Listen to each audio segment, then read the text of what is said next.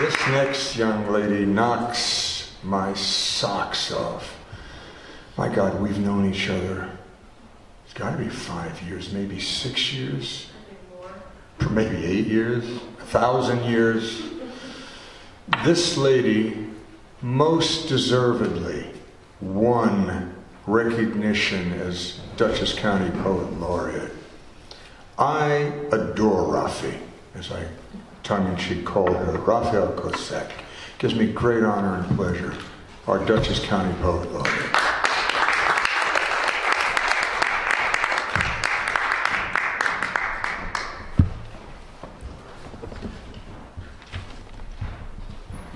I have to say this has been a really wonderful night between Father Bob and you guys and the music and everyone.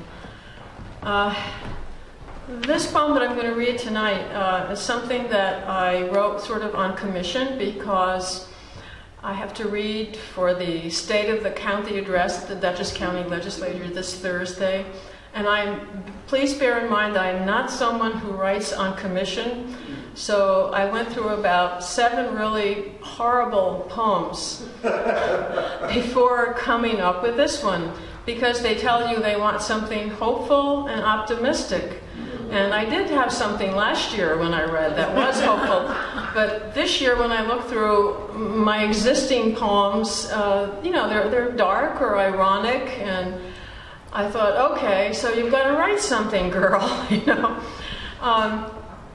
So I've been a lifelong Hudson Valley resident. In fact, on the same piece of property I've lived all my life, and it's very historical. It's across from what was once the Rendezvous Inn, Griffith's Tavern, where Washington met Lafayette.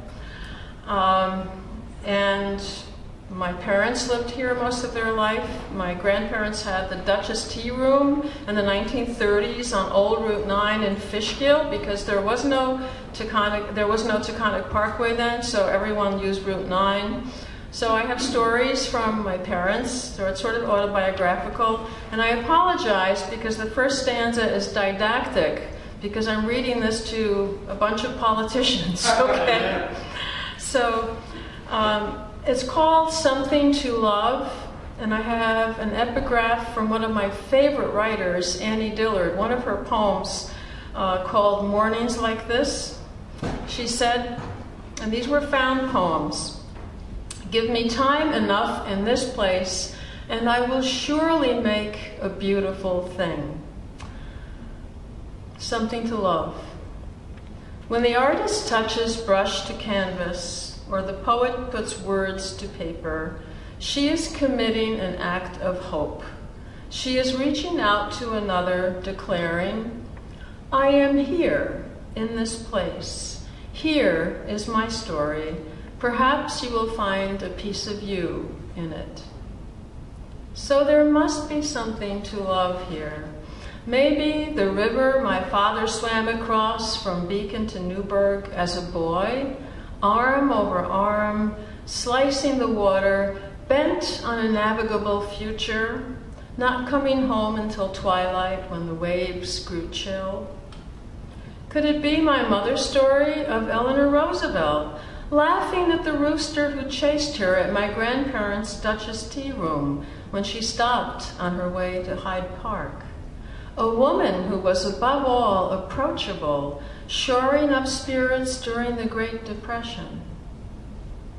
Was it the excitement I felt as a child unearthing an ancient horseshoe from our backyard, which was once a field where Washington's troops raced their horses while the nascent nation struggled into being? Surely there is something to love here.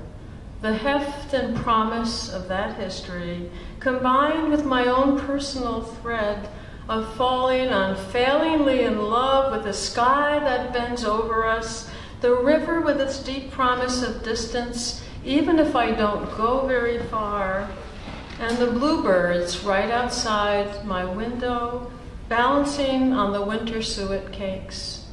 I can never believe how really blue they are.